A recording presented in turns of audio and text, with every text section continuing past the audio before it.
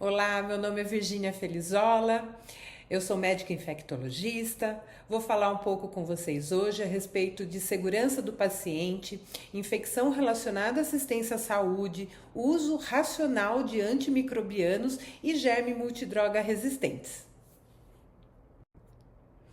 Então, um pouco sobre a segurança do paciente. A Anvisa liberou alguns cadernos ao longo dos anos, desde 2017, a respeito de segurança do paciente e qualidade nos serviços de saúde. Então, o caderno 1 é sobre assistência segura, o caderno 2 sobre critérios diagnósticos de infecção relacionada à assistência à saúde, o 3 critérios diagnósticos de infecção associada à saúde da neonatologia, o 4, prevenção de infecção relacionada à assistência à saúde. O 5, investigação de eventos adversos em serviços de saúde. O caderno 6 fala sobre o núcleo de segurança do paciente em serviços de saúde, como implantá-lo. O caderno 7, então, sobre a gestão de riscos e investigação de eventos adversos relacionados à assistência à saúde. O caderno 8, medidas de prevenção e critérios diagnósticos de infecções puerperais em parto vaginal e cirurgia cesariana. O caderno 9, medidas de prevenção de endoftalmites e síndrome tóxica do segmento anterior relacionado a procedimentos invasivos da oftalmologia. E o caderno 10 fala sobre a prevenção de infecção de micro-organismos multiresistentes em serviços de saúde. Aqui então a aparência dos cadernos estão disponíveis no site da Anvisa para serem baixados e utilizados, são bastante úteis, dão direção para os setores de saúde, implementar essas medidas então. E a gente vai falar um pouquinho sobre alguns desses cadernos, bem resumidamente, para vocês despertarem aí e darem uma olhadinha nesses cadernos da Anvisa. Então, sobre infecção relacionada à assistência à saúde, Ninguém quer que um paciente que interne no hospital por uma causa não infecciosa, ele adquira uma infecção no hospital. Internou por um infarto e aí ficou no hospital e acabou adquirindo ou desenvolvendo uma pneumonia associada uma pneumonia nosocomial ou até mesmo uma pneumonia associada à ventilação mecânica, ou um paciente, por exemplo, de um hematoma, onde precisou ser drenado esse hematoma subdural, por exemplo, entre outras, AVC. A gente não quer que os pacientes adquiram infecções dentro do hospital. Porém, a infecção relacionada à assistência à saúde é multifatorial. A gente vai ver, então, que tem vários fatores. Aqui eu vou citar alguns, mas provavelmente eu não vou conseguir falar todos. Então, tem aqueles principalmente agrupados e relacionados aos pacientes, à equipe, ao material e ao ambiente.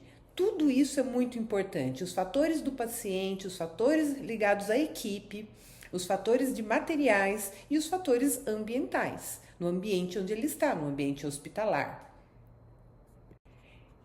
Então, um pouquinho a respeito de aqueles relacionados ao paciente. Por exemplo, pacientes sob procedimentos invasivos, pacientes intubados, com catéter venoso central, com sonda vesical, com drenos, são mais suscetíveis a adquirir infecções relacionadas à assistência, infecções dentro do hospital. Aqueles pacientes que têm doença de base, os diabéticos, hipertensos, os DPOCs, têm mais propensão a adquirirem ou desenvolverem infecções dentro dos hospitais, relacionadas à assistência à saúde. Relacionados aos extremos de idade, de peso, a própria imunidade do paciente, alguns pacientes com doenças de imunossupressão, sejam adquiridas ou congênitas, e a própria microbiota do paciente, com que ele é colonizado. Então, alguns itens relacionados ao próprio paciente. Então, temos também aqueles relacionados à própria equipe de saúde, como ações como negligência, imprudência, imperícia, enfim. Mas aquele bastante importante que é relacionado às mãos dos profissionais. As mãos dos profissionais, elas podem funcionar como agentes de transmissão, quando não são higienizadas. As bactérias, elas são transportadas de um paciente para o outro pelas mãos nossas, né? De nós profissionais de saúde, quando a gente não se atenta à higienização das mãos, que é algo bastante básico, bastante simples, mas que na correria ou por uma série de motivos, as pessoas não higienizam as mãos entre um paciente e outro, podendo levar os micro-organismos de um paciente para o outro. Então, se temos um paciente infectado e um outro não, se o profissional de saúde tocar nesse paciente infectado sem higienizar as mãos e depois tocar o paciente onde não tem infecção, você pode levar uma colonização para esse paciente. Às vezes ele está imunossuprimido, debilitado, e aí ele adquire a infecção do paciente ao lado, por exemplo. Temos também os relacionados aos materiais, com processamento inadequado ou indevido dos materiais utilizados, uma deficiência na limpeza desses materiais, que é bastante importante, a limpeza dos materiais, de desinfecção, esterilização. Desinfecção aqui, de repente, pode ser num paciente onde eu vou utilizar o esteto entre alguns pacientes e levar uma colonização de uma bactéria entre pacientes. Um paciente às vezes está em precaução de contato, a gente não se atenta e pode levar a bactéria daquele paciente para um outro que está lá no hospital sem infecção e pode adquirir uma colonização, e isso pode virar uma infecção. Problemas com a esterilização, medidas de controle da esterilização, do transporte desse material, do armazenamento sob temperatura adequada desse material, a água utilizada para lavagem, em todo o hospital, para lavagem das mãos, dos materiais e tudo mais. Então, é bastante importante todo esse conjunto.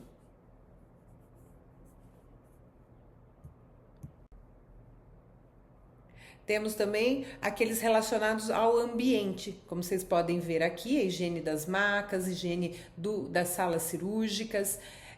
Pode ser utilizado às vezes produtos inadequados, produtos não destinados ao uso hospitalar, onde permanece então a sobrevivência dos micro-organismos em matéria orgânica ressecada, em temperatura ambiente e em objetos inanimados. É sempre um risco também. Bem, então vocês podem ver que assim, existem muitos riscos de se adquirir infecção relacionada à assistência à saúde. Muitos deles dependem de nós, outros não, mas a maioria são dependentes de nós, profissionais de saúde, sim. Para isso, a gente utiliza então alguns protocolos institucionais de prevenção dessas infecções relacionadas à assistência à saúde. Então, para isso, a gente utiliza o desenvolvimento de protocolos, né? Desenvolvemos protocolos. Esses protocolos devem ser treinados, não só treinados, como implantados e posteriormente avaliados. E como isso é feito? Vou mostrar um pouquinho para vocês que a gente utiliza bundles, ou seja, desenvolve os protocolos e aí vê se durante a assistência esses protocolos estão sendo seguidos. Tem várias formas, a gente vai ver algumas formas de alguns bundles que a gente utiliza para prevenção de infecção relacionada à assistência à saúde. Então esse é o caderno, né? O caderno número 4, medidas de prevenção de infecção relacionada à assistência à saúde, básico que a gente utiliza, e nele contém basicamente protocolo de higiene das mãos, orientação para higiene das mãos sempre. E temos também prevenção de pneumonia associada à ventilação mecânica, prevenção de infecção do trato urinário associado à sonda vesical de demora, prevenção de corrente sanguínea associado a catéter venoso central e prevenção de infecção de sítio cirúrgico. Algumas medidas nesses cadernos que nós utilizamos para desenvolver, elaborar nossos protocolos e depois também avaliar por meio dos bundles. Então, por exemplo, aqui, né, de higiene das mãos, utilizar os 5 momentos, a gente vai ver um pouquinho mais para frente. É importante a qualidade do álcool e do sabão, precisa ser aceitável, precisa estar disponível à beira-leito, para que não seja difícil do profissional de saúde utilizar, que esteja sempre muito disponível para que ele utilize e faça uso ali nos 5 momentos, que a gente vai ver quais são. Então, estratégias de treinamento de higiene das mãos, campanhas de higiene das mãos.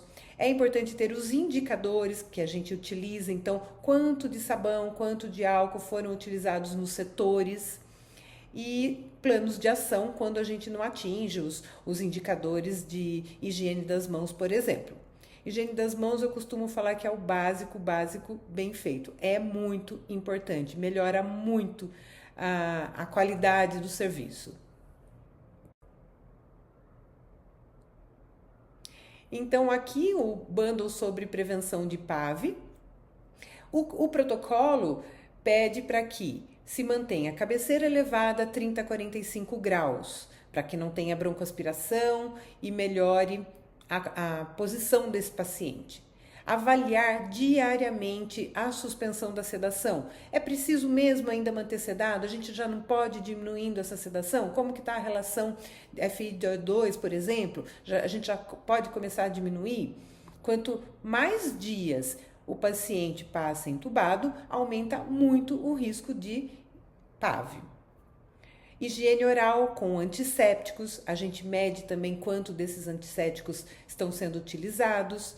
Bundle de intubação e avaliação diária, se foram cumpridas todas as medidas ali durante a intubação. Testagem da pressão de cuff é bastante importante também, para que não tenha microbroncoaspiração.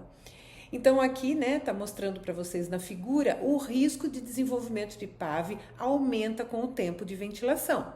O tubo traqueal, ele conduz à exposição da via aérea inferior e ao risco de desenvolvimento de PAV. Então, fatores de risco intrínsecos do doente, como a gente já tinha falado, a aspiração de conteúdo de orofaringe para a via aérea inferior é um risco, utilização de equipamento contaminado e transmissão cruzada.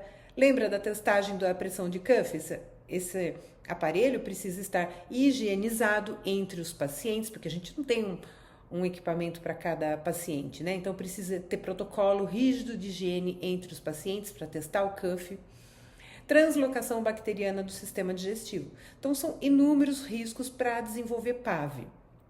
E é necessário, então, desenvolver o protocolo e esses bundles são preenchidos diariamente. São analisados, dependendo da área, por exemplo, prevenção de PAV pode ficar, por exemplo, com a fisioterapeuta junto com a enfermagem, para checar isso. Checar se, olha, tá ficando mesmo cabeceira elevada? Ok. Foi avaliado suspender sedação hoje? Ok. Foi feita higiene oral com antissépticos de acordo com o protocolo da instituição? Então, durante a intubação, cumpriu o protocolo e está sendo testado o cuff diariamente, uma série de coisas que a gente pode utilizar para prevenir, então, que o paciente desenvolva infecção associada à assistência à saúde.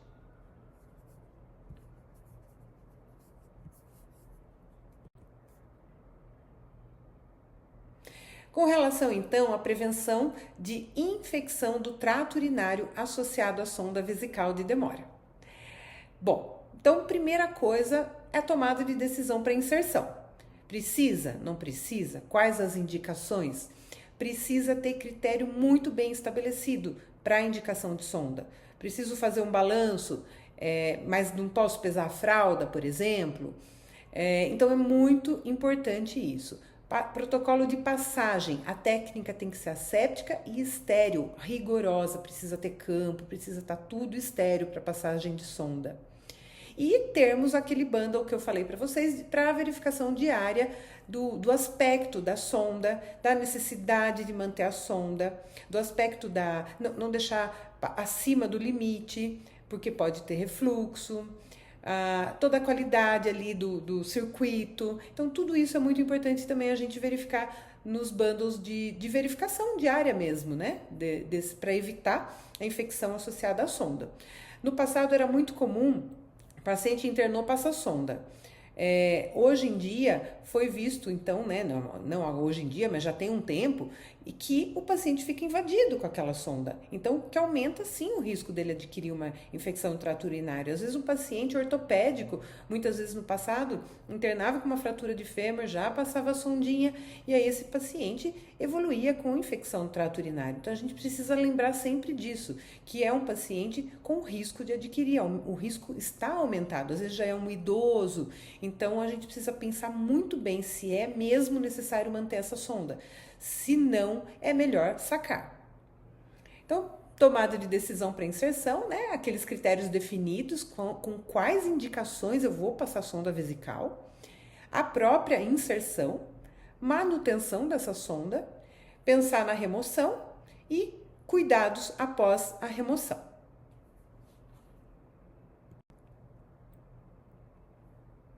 Bom, e de infecção então, protocolo de prevenção então de infecção de corrente sanguínea. Qual que é o bundle? Uma sugestão de bundle, por exemplo, então, higiene das mãos, cumpriu higiene das mãos para passagem de catéter ou para manipular ali o acesso central. O preparo da pele foi realizado adequadamente com clorexidine, por exemplo, que é o que a gente utiliza. Precauções de barreira máxima, foram utilizados os campos, luva estéreo, foi tomado o máximo cuidado para fazer um procedimento invasivo de acesso central. Seleção do sítio de inserção, o sítio de inserção de preferência para a infectologia é a veia subclávia, o risco menor de infecção. Se não consegue pela subclávia ou tem alguma contraindicação, o segundo ponto seria a jugular e, por último, a femoral. E revisão diária da permanência. Às vezes o paciente está na UTI com acesso central, com droga vasoativa, aí desmama a droga, o paciente já fica só com antibiótico e acaba tendo alta da UTI e indo, né, para o quarto com aquele central, e às vezes não tem mais necessidade. Às vezes ele tem condições de um acesso periférico, muitas vezes tem as condições e acaba ficando, né? Então é importante essa análise diária. Posso já sacar esse acesso? Já tem condições de fazer no acesso periférico? A gente sempre se perguntar isso e treinar a equipe, e todos do hospital têm que pensar da mesma forma. Dá mais trabalho, claro, um paciente sem sonda vesical, um paciente com periférico, óbvio que tem mais trabalho, mas ele tem menos risco de adquirir infecção dentro do hospital.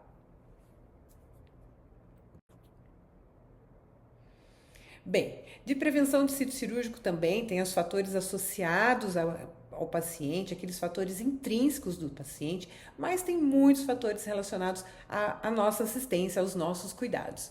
Então, se o preparo pré-operatório foi feito adequadamente, ali com aquele banho de clorexidine, por exemplo, bastante importante antes de uma cirurgia, no intraoperatório, foi realizado antibiótico profilaxia no tempo adequado, na dose adequada. Lembrar que antibiótico profilaxia, na grande maioria dos casos, é realizado com cefazolina. Precisa ver o peso do paciente, o tempo de infusão, qual o horário da cirurgia. O ideal é que seja até 30 minutos antes da cirurgia. O ideal, qual que é o racional da gente fazer antibiótico profilaxia então? O racional é porque a pele é colonizada. Se a gente não conseguir degermar ali no momento da cirurgia, se penetrar alguma bactéria, vamos supor uma cirurgia um pouco mais extensa, aquele antibiótico ele está com nível sérico adequado no momento da cirurgia. E para a maioria das cirurgias, a cefazolina é adequada, só verificar a dose, normalmente 2 gramas. Se forem cirurgias longas, às vezes é preciso fazer mais uma dose e manter no máximo, dependendo da cirurgia, no intraoperatório até no máximo 24 horas na grande maioria das cirurgias realizadas. Não expor o paciente aos riscos de antibiótico prolongado quando desnecessário. A gente só vai utilizar esse antibiótico para prevenir que, se alguma bactéria passar por aquela barreira ali que nós fizemos de limpeza, ele tenha nível sérico de combater. E o que a gente tem na pele na grande maioria das vezes? Germes gram-positivos, que normalmente a cefalosporina de primeira geração, cefazolina, por exemplo, tem uma boa ação. Então, por exemplo, o preparo da pele, como eu falei, né, com clorexidina alcoólico. No intraoperatório, muitas vezes é necessário trocar as luvas, dependendo se a cirurgia é mais longa, pode-se trocar as luvas, porque elas fazem microfissuras. Foram feitos estudos que demonstram que durante a cirurgia, quando ela é mais longa, dependendo da cirurgia, a luva apresenta microfissura. Então, pode-se trocar as luvas durante a cirurgia. De pós-operatório, então, o controle da glicemia, a normotermia, tudo isso também é muito importante para evitar infecção do sítio cirúrgico. De pós-operatório, então, a antibiótico terapia é necessária ou não? Já era uma infecção ali, uma cirurgia potencialmente contaminada, por exemplo, ou não, era uma cirurgia limpa. Então, a gente observar tudo isso. E também os curativos, orientar bem os curativos. Às vezes a enfermagem, ela orienta uma coisa, os médicos orientam outra. É ideal que tenha protocolo institucional de orientação no pós-cirúrgico desses doentes, porque eles não sabem como tratar ali daquela ferida operatória, por exemplo. Esses são alguns pontos, né, sugeridos lá pelo caderno. Bom, então agora eu queria falar um pouquinho com vocês sobre o uso racional de antimicrobianos. Eu, como infectologista, a gente cuida bastante dos antibióticos dos hospitais. A gente entende que o antibiótico, às vezes os médicos prescrevem, e a gente precisa ter certeza absoluta de que é necessário, porque o antibiótico não é inócuo, ele pode trazer prejuízos para os pacientes também. Não é assim, vou prescrever, mal não faz, ele pode fazer mal sim. Então é importantíssimo o uso racional dos antimicrobianos, que a gente chama de stewardship. Com a pandemia, isso realmente piorou muito, né? Com a pandemia do Covid, muitos antibióticos foram utilizados, muitos pacientes que não tinham necessidade de antibiótico podem ter utilizado, então isso prejudicou bastante, gerou mais germes multiresistentes ainda. Então eu vou conversar um pouquinho com vocês a respeito desse uso racional para a gente pensar bem quando vai utilizar, quando deve utilizar mesmo o antimicrobiano. Bem, então assim, né, sobre o uso racional dos antimicrobianos. A indicação, ela é apropriada? Eu preciso mesmo dar antibiótico para esse doente? Vamos pensar. A droga é a mais apropriada para que eu preciso dar para esse paciente? Qual é a via de administração adequada para esse antibiótico? Qual é a dose mais adequada? Vamos pensar no peso do paciente. Existem protocolos de antimicrobianos onde a gente precisa pensar no peso também do paciente, na função renal do paciente, na função hepática. Então, tudo isso precisa ser levado em consideração.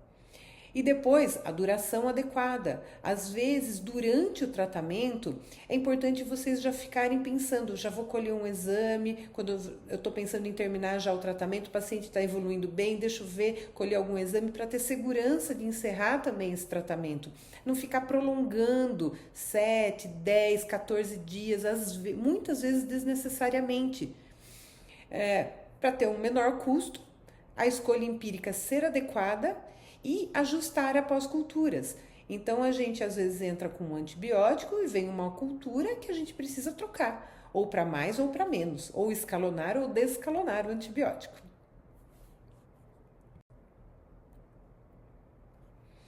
Então, sob o uso racional de antimicrobianos, é realmente uma infecção bacteriana? Vamos pensar, será que é leucócitos, PCR, febre, secreção?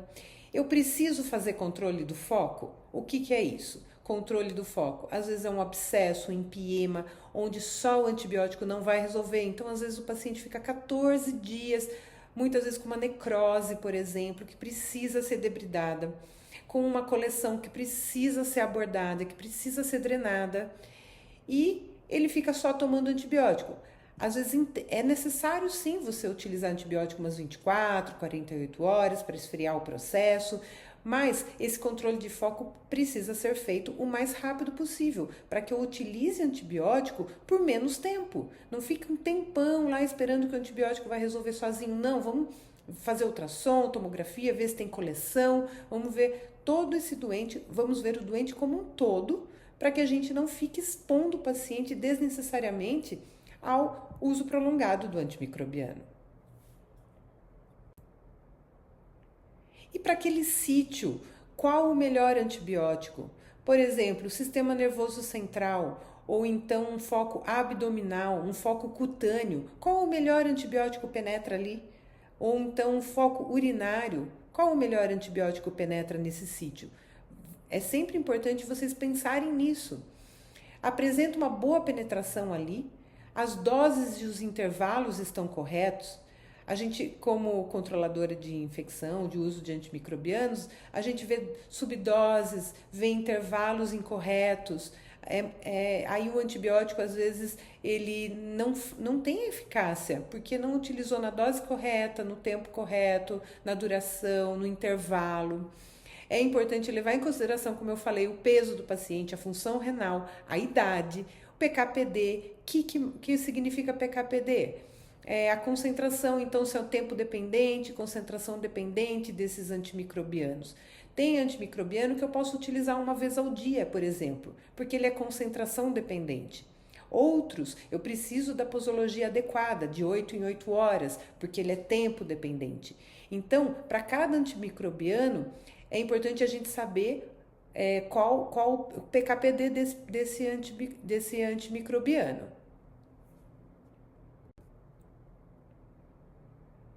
E qual é a toxicidade? Quais são as interações medicamentosas com os medicamentos que esse paciente usa? Considerar os eventos adversos. Toxicidade renal, alergia, colite pseudomembranosa. A gente tem visto muita colite pseudomembranosa pelo uso indiscriminado de antimicrobianos. E isso traz muita morbidade para o paciente. Às vezes é necessária internação para fazer antibiótico por via oral, de uso hospitalar. Então, traz bastante morbidade para o paciente. Vamos pensar tudo isso. Não é inócuo dar antibiótico quando não é necessário. E aquilo, já posso suspender? Quando suspender? A gente utiliza a parte clínica, laboratorial, radiológica, muitas vezes, para ter segurança de suspender esse antimicrobiano, né? Quando o paciente está internado. Então, exames como PCR, hemograma, uma urina 1, a clínica do paciente, o exame de imagem, muitas vezes uma procalcitonina, em alguns casos que a gente quer suspender. Então, são alguns dos exames solicitados para nos dar respaldo para suspender esses antibióticos adequadamente. Então, está chegando perto do final ali do ciclo de uns 7 dias, já começa a pedir os exames para saber se está indo bem, se não está indo bem, se vai precisar trocar ou se vai poder suspender. Era isso que eu queria falar um pouquinho sobre uso racional de antimicrobianos e por quê, né? Por causa dos germes multidroga resistentes, que estão cada vez mais prevalentes, piorou muito depois da pandemia, muitas Klebsielas produtoras de carbapenemase, muitos Acinetobacter, germes resistentes e que não têm o desenvolvimento dos antibióticos, não acompanham a velocidade com que essas bactérias desenvolvem mecanismos de resistência aos antimicrobianos que nós já temos. Esses antimicrobianos, muitas vezes, são mais tóxicos do que eficazes. Às vezes não penetram tão bem no sítio que a gente precisa tratar. Uma polimixina, por exemplo. Então, por isso, toda essa conversa para evitar que esses pacientes adquiram esses germes resistentes. Então, a gente faz todo um controle com protocolos, com uso racional de antimicrobianos, para evitar o desenvolvimento e a infecção dos nossos pacientes por esses germes multiresistentes. E aí temos então o caderno 10 de prevenção de infecções por micro-organismos multiresistentes, né, nos serviços de saúde. Falar um pouco sobre a resistência bacteriana. A resistência bacteriana é um problema. A gente, em alguns hospitais, tem muitos germes multiresistentes. Ele aumenta o tempo de internação do paciente. Por quê? Um paciente, às vezes, lá 7 dias, utilizando, por exemplo, ceftriaxona e claritromicina, aí é feita a cultura e vem um Acinetobacter, por exemplo, que eu preciso escalonar. Então, desses 7 dias, vai no mínimo mais 7 ou mais 10 dias com outro antimicrobiano. Então, aumenta bastante o tempo de internação. Aumentam os custos da saúde e aumenta principalmente a morbimortalidade dos doentes. Então, o desenvolvimento dessa resistência bacteriana é também multifatorial, mas principalmente um dos fatores é o uso indiscriminado dos antimicrobianos, não só no serviço de saúde humana, mas animal também. Práticas inadequadas de controle de infecção e a seleção e disseminação da resistência bacteriana, como a gente já falou até aqui. A bactéria adquire essa forma multiresistente, resistente a quase todos os antimicrobianos, e a gente acaba indo lá e transmitindo entre os pacientes, fazendo infecção cruzada. Então, as bactérias e outros micro-organismos, eles possuem alta capacidade de sofrer mutações e adquirir genes de resistência, tornando-se resistentes aos antimicrobianos que a gente tem disponível. O amplo uso de antimicrobianos provoca pressão seletiva, de modo que as cepas mais resistentes elas persistem. E elas propagam-se e acumulam mecanismos de resistência. Aqui no caderno, uma frase, de lá dos multidroga resistentes, que a transmissão por contato é a principal via de transmissão de MDR. E ela se dá principalmente por meio das mãos dos profissionais de saúde, quando elas não são higienizadas adequadamente, e pela contaminação de superfícies e equipamentos, que é o que a gente falou basicamente até aqui. Triste isso, né? E aí, então, a gente estabelece as famosas precauções de contato.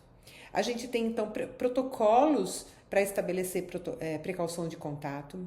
Muitas vezes, um paciente que vem numa reinternação, a gente já colhe os swabs de vigilância e já mantém esse paciente em precaução de contato.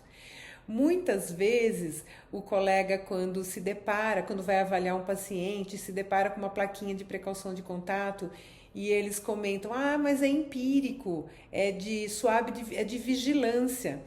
Então, esses de vigilância são muito importantes que sejam seguidos rigorosamente, porque a gente ainda não tem o resultado, a gente está aguardando o resultado desses swabs para ver se a gente pode liberar esse paciente ou não.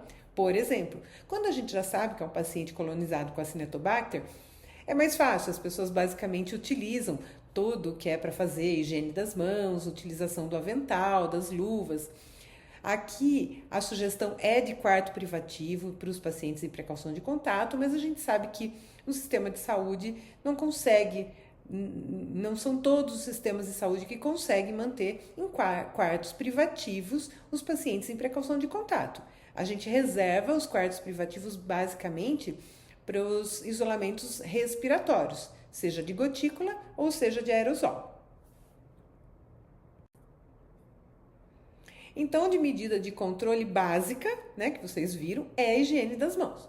A higiene das mãos é a principal medida contra a disseminação de micro-organismos, gente. Olha que básico, é muito tranquilo. É só higienizar as mãos entre os pacientes, entre os procedimentos mais contaminados dos menos contaminados. É muito simples e todo mundo sabe disso. Mas acaba não fazendo. Na correria, na distração, acaba não fazendo, acaba levando o micro-organismo entre um paciente e outro. Então, aqui, os 5 momentos para a higiene das mãos. Vamos ver detalhadamente os 5 momentos aqui.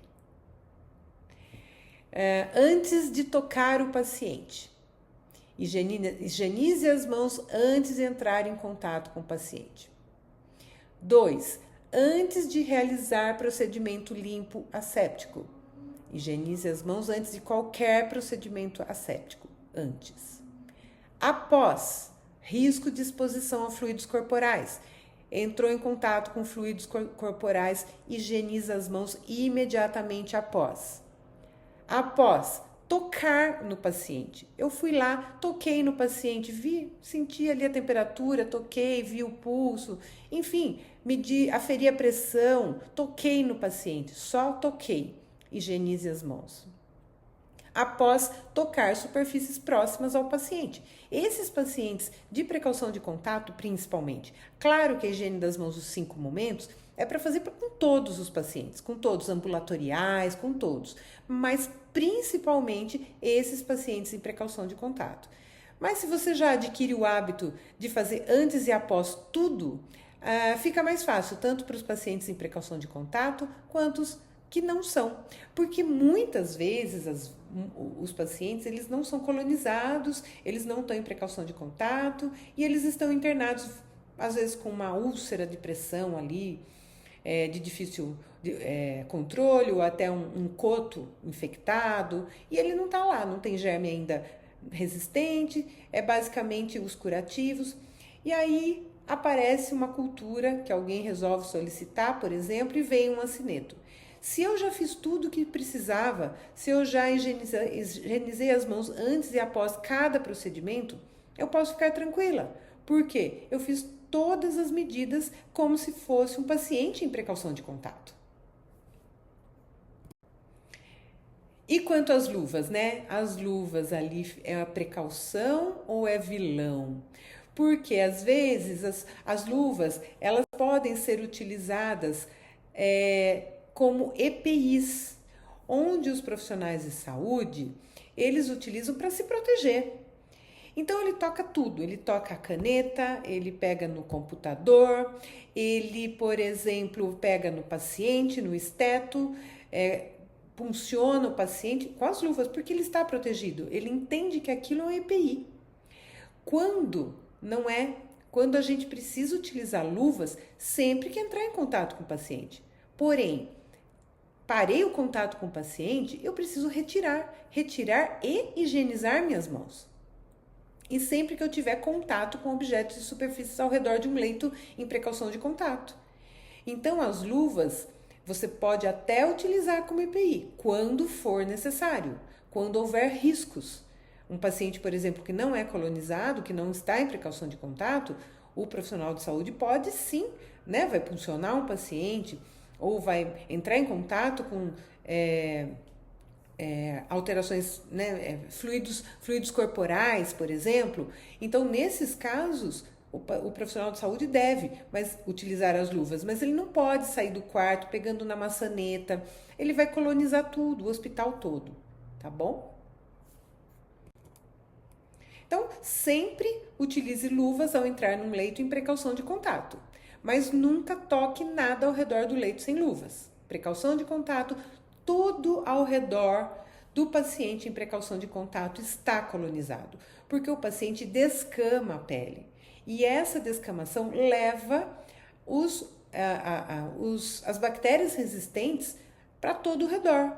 Então, é bastante importante que as pessoas utilizem luvas e tirou as luvas, higieniza as mãos. O recado para vocês, então, sempre higienize as mãos após retirar as luvas. E, para concluir, higiene das mãos. Higiene das mãos sempre. Aqui o recado é basicamente esse, para que a gente lembre sempre de higienizar as mãos.